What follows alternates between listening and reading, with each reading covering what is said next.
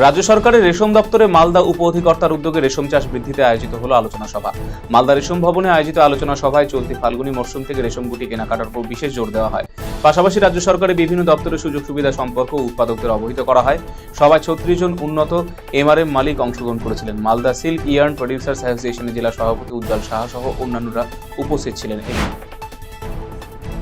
আসন্ন বিধানসভা নির্বাচনকে সামনে রেখে মঙ্গলবার এলাকায় শান্তি শৃঙ্খলা বজায় রাখতে দিনহাটা 2 নম্বর ব্লকের ঘাটপাড় নিগমনগর এলাকায় কেন্দ্রীয় বাহিনীর রুট মার্চ অনুষ্ঠিত হলো।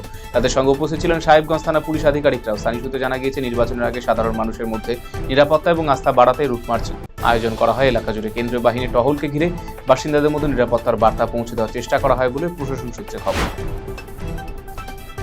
ধান বুকিং থাকা সত্ত্বেও কম নেওয়া এবং বেশি ধলতা নেওয়ার অভিযোগ উঠল গাজলের এক ধান ক্রয় কেন্দ্রে। প্রতিবাদে বিক্ষোভ দেখালেন কৃষকেরা।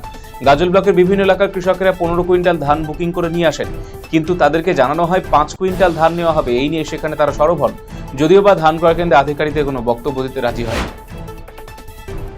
পরিত্যক্ত অবস্থায় উদ্ধার গুচ্ছ আধার কার্ড, প্যান কার্ড। ঘটনায় ঘিরে চাঞ্চল্য মালদার হবিবপুর ব্লকের আক্তইল অঞ্চলে বিনোদপুর গ্রামে চিল্লাহার গ্রামে।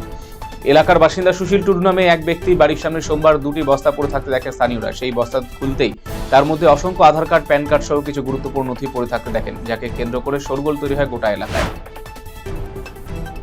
যুদ্ধের কারণে গ্যাসের দাম বৃদ্ধি পাওয়ার সম্মুখীন হচ্ছে সমস্যায় গ্রাহকেরা। গ্যাস বুকিং করে মিলছে না গ্যাস সিলিন্ডার নিতে এসেও ফাঁকা সিলিন্ডার নিয়ে বাড়ি ফিরতে হচ্ছে গ্রাহকদের। মঙ্গলবার ঘটনায় কেন্দ্র করে মাথাভাঙা গ্যাস অফিসের সামনে বিক্ষোভে ফেটে পড়েন গ্রাহকেরা। বিক্ষোভের খবর পেয়ে ঘটনাস্থলে আসে মাথাভাঙা থানা পুলিশ।